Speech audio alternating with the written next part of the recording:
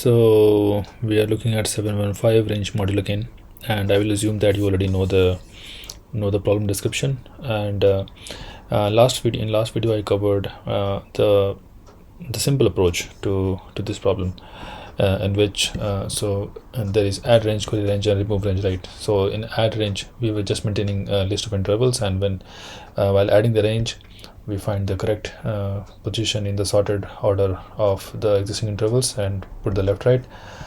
Similarly, remove range, we find the left right, the right spot for this in the existing intervals list.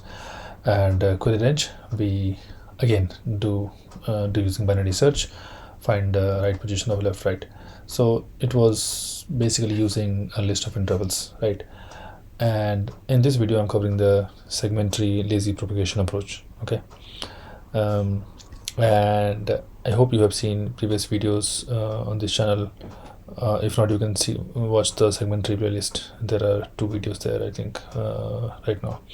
So I'll just quickly cover what is happening here. So in this video, in this question, what will happen? So we are, think of it like a tree again, and each node of that segment tree has start and end of the interval, and left and right node for that node, and 2 variables. First variable saying is that range covered or not. So let's say that particular node is dealing with 10, 15. 10 is start and end is 15. So is that range 10 to 15 covered or not?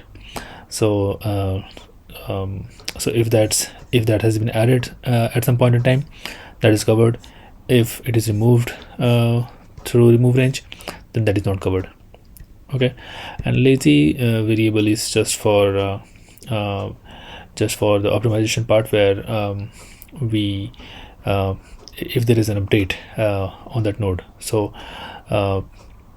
if you are marking, let's say, lazy true, then we in future we will propagate that true value to children nodes. If there is false, we will propagate that to children nodes. So that's lazy is for that. Understood? Okay. Now there are these add range, query range, remove range, these 3 functions to implement, right, in this question. So we are like all the segment tree questions, in the constructor you initialize the root variable, done. And then in add range and remove range, what is happening? We are utilizing the same update function. Only difference is when you are adding the range, you want to mark that covered, and when removing the range, you want to mark that range. You want to mark that uncovered, not covered. So marking uncovered as false. And query range, we are utilizing a query function and trying to search for that left and right. Cool. Push is for the propagation part. I'll come to it later. Let's see the update function first, because this is being used for both add range and remove range. What is happening? This is getting the root initially, and left and right is the incoming interval. Boolean value is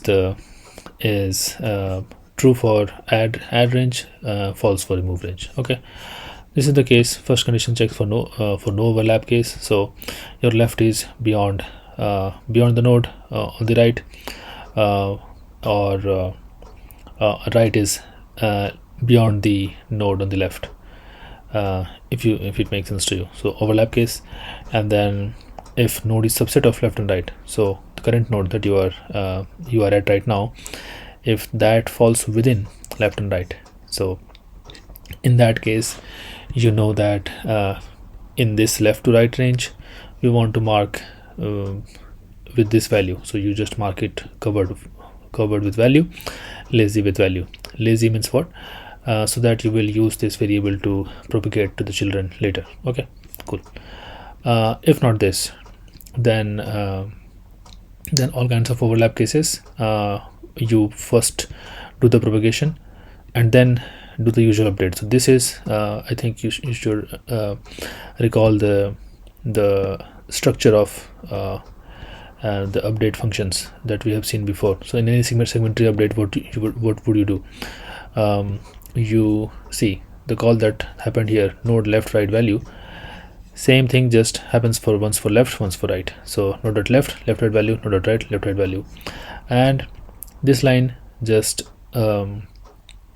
updates the variable, which is what covered tells you that range is covered or not for that node. So how will you know? You will know from the left and right. So node dot covered is equals node dot left dot covered and node dot right dot covered. If both are covered, then this is covered. If one of those is those, or both of those are not covered, then this is not covered. So this happens for both add range and remove range. Cool. Now we'll see the push node. So every time when if you return from here, good, but if you are going for children, then you first should do the propagation. So this is propagating to children. Okay, let's see push now. In push, what is happening? If you have children, then you will find mid and make children. If you don't have children, then you make children. Okay. If your lazy is not null, then you have something true or false. In both cases, you need to propagate to children. So node dot both left and right. So node left covered becomes this, node left lazy becomes this, node right covered becomes this, node right lazy becomes this. And then once this is done, then you reset the lazy value. Done. That's it. And query is very simple. Again, the no overlap condition. In no overlap condition, you are marking true because you are waiting for that first false, right? So for no overlap conditions, you are marking true. If node is within left and right, then you are returning whatever that node has stored in node dot covered. And if there is other kinds of overlap, then you first propagate to the nodes using the push function, and after that you return for left and right. So same call made with node dot left, same call made with node dot right. Simple. Should make sense. See, it is hard to get this right in the first attempt, but and I have not seen any segmentary question so far in all my interview experiences with most big tech companies. So in any of the big tech companies, I would say. So but this is still good to know, just to stay sharp, and this is just to know it as an algorithm. Hope that makes sense. Thank you. Bye bye.